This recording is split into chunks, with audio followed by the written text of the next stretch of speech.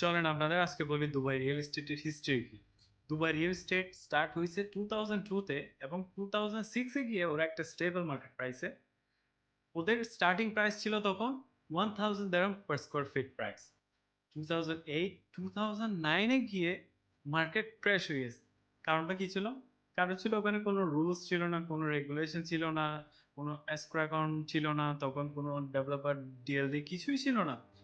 যে কারণে ডেভেলপাররা আসছে, হ্যান্ড ওভার দিছে, মানুষের টাকা নিয়ে চলে গেছে। তো রিয়েল এস্টেট ক্র্যাশ হয়ে গেছে।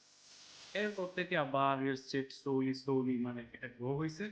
বাট যখন কোভিড আসছে তখন আবার রিয়েল এস্টেট প্রাইস ডাউন হয়েছে অ্যারাউন্ড 700 দিরহাম price per square feet go down শুধুমাত্র কোভিডের জন্য।